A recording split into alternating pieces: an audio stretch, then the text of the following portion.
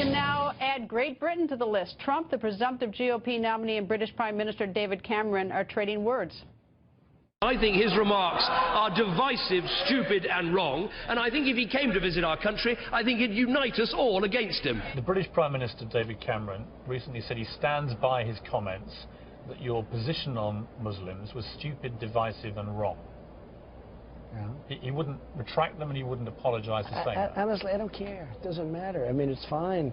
But if you're president and he's the British Prime Minister... It looks like we're not going to have a very good relationship. Who knows? I hope to have a good relationship with him.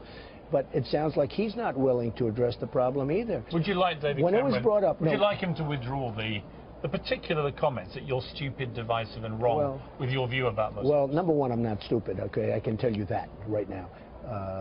Just the opposite. Number two, in terms of divisive, I don't think I'm a divisive person. I'm a unifier. Unlike our president now, I'm a unifier.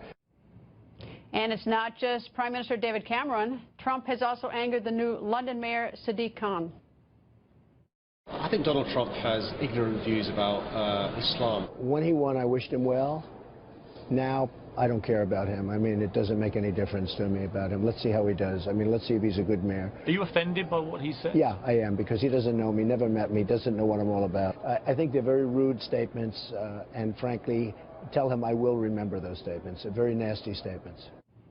Now, what could this spat mean for our relationship with Great Britain? Former United States Ambassador to the United Nations, Ambassador John Bolton, goes on the record. Good evening, sir. Good evening. Assuming that it is President Donald Trump and is still Prime Minister David Cameron and Mayor Sadiq Khan, what does this mean?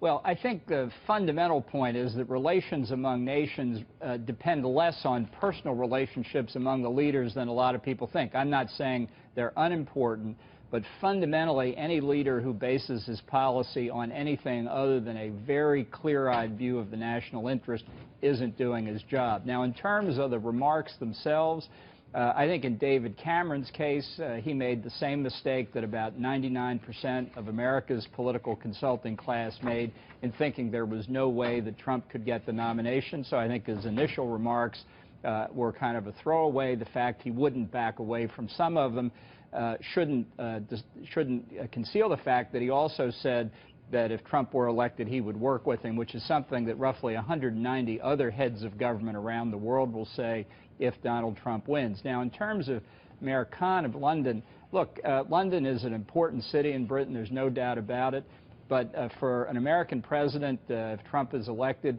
Khan is a munchkin in terms of international politics. He shouldn't dignify Khan's remarks with a response.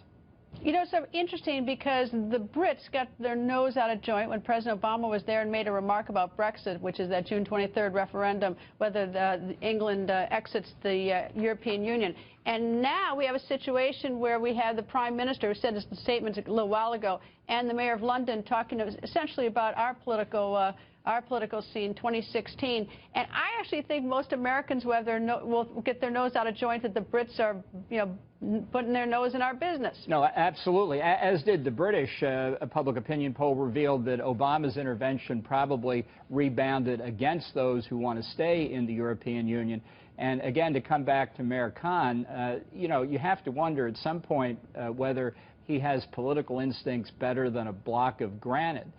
Or whether he's under somebody's employ to help Trump get elected. It is almost universally the case that having foreigners lecture Americans about their candidates or what our preferences should be create the opposite impact. So if they want Trump elected, by all means, keep at it. And other leaders around the world, the Ayatollahs in Tehran, tell us how much you'd prefer to deal with Hillary Clinton as president. You know, that is exactly the kind of thing that produces the reaction they purport not to want.